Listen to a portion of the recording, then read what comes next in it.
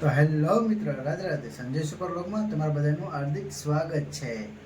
તો મિત્રો, વિડીયોમાં જોડાયેલા રહેજો. વિડીયોમાં નવા હોય તો લાઈક કરો, શેર કરો, સબસ્ક્રાઈબ કરો, બેલ આઇકન દબાવવાનું ભૂલશો નહીં. તો આજે અમે ગયા હતા પાનવાડી ગણપત દાદાના દર્શન કરવા માટે. ત્યાં રાજુભાઈ સોલંકીને મળ્યા, વાતચીત કરી કે ગણપત દાદાનો ઉત્સવ કેટલા વર્ષોથી તમે ઉજવી રહ્યા છીએ. તો 17 થી 18 વર્ષથી ગણપત દાદાનો ઉત્સવ ઉજવી રહ્યા છીએ. અને એક એણે એવી રાજુભાઈએ થીમ ગોઠવેલી છે કે તમે વ્યસન મુક્ત થાઓ. તો ચાલો આપણે બધા ગણપત દાદાના દર્શન કરીએ.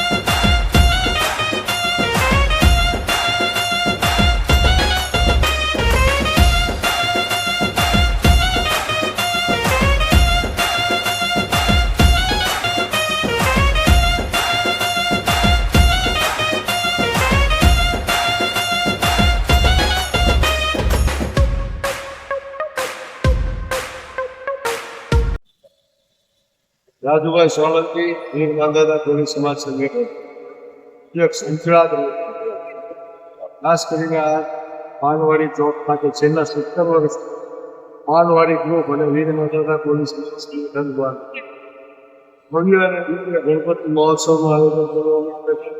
અને આ વિસ્તારના તમામ યુવાનો આ આયોજનની અંદર ભારે જહેમત ઉઠાવે છે. અને છેલ્લા 17 વર્ષથી જુદી જુદી થીમ આ આયોજન કરવામાં આવે છે ગણેશ ઉત્સવનું. આ વખતે ખાસ કરીને વ્યસન મુક્તિ ઉપર આ થીમનું આયોજન કરવામાં આવ્યું છે. ગણેશ ઉત્સવનું આયોજન કરવામાં આવ્યું છે. ખાસ કરીને વ્યસન મુક્તિ એનો એક તફાવત બતાવ્યો છે કે નિર્વ્યસની લોકોનો પરિવાર કેવો અને વ્યસની લોકોનો પરિવાર કેવો હોય એનો એક સામાજિક સંદેશ આપવાનો પ્રયાસ અમારા મંડળે સંગઠને કર્યો છે. તો ખૂબ મોટી સંખ્યામાં ભાવનગર જિલ્લા અને શહેરમાંથી ભક્તજનો અહીં દર્શનનો લાભ લેવા માટે